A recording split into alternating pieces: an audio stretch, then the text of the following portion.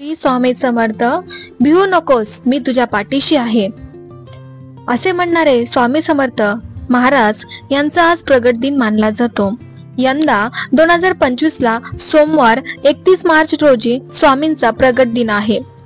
भाविक अक्कलकोटला जाऊन आवर्जून श्री स्वामी समर्थ महाराजांना दर्शन घेतात, स्वामींसमोर लीन होतात, स्वामींची कृपा लाभावी यासाठी स्वामी सेवा करतात. केवळ अक्कलकोटलाच नाही तर जिथे जिथे स्वामींचे मठ आहेत तिथे तिथे भाविक मोठ्या प्रमाणात जाऊन स्वामींसमोर नमस्तक होतात. परंतु विशेष संकल्प करून स्वामींची सेवा करणे शक्य झाले नाही तर घरच्या घरी अगदी सोप्या पद्धतीने प्रगट दिनाच्या दिवशी स्वामींची पूजन करावे. तर स्वामी समर्थ प्रगट दिनी पूजा कशी करावी हे आपण बघणार आहे. सर्वप्रथम सकाळी उठून लवकर नित्यकर्म आटपून शुचिभूत व्हावे. ज्या ठिकाणी पूजा करणार आहात ती जागा स्वच्छ करून घ्यावी.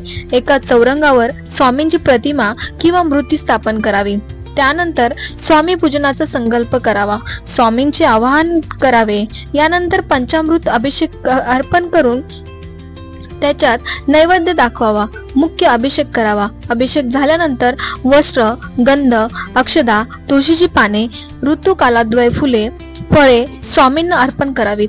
धूप, दीप आणि नैवेद्य दाखवून स्वामींची आरती करावी. यानंतर मनापासून नमस्कार करून सर्वांना प्रसादाचे वाटप करावे. शक्य असल्यास स्वामींची स्तोत्रे, श्लोक, मंत्राचे जप करावेत. यशाशक्ती दान करावे. आपापले कुळाचार, कुळधर्म, परंपरा यानुसार पूजन करावे. विशेष म्हणजे स्वामींना आवडतील अशी फुले अर्पण करावीत.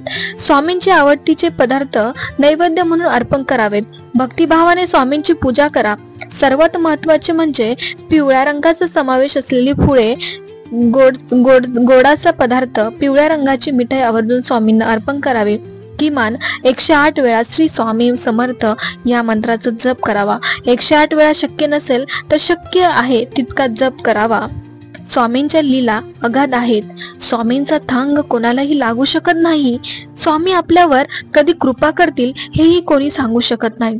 परंतु जेव्हा कृपा होते, शुभाशीर्वाद मिळतात, स्वामींचे अनुभव येतात, तेव्हा जीवन अगदी धन्य झाल्यासारखं वाटते.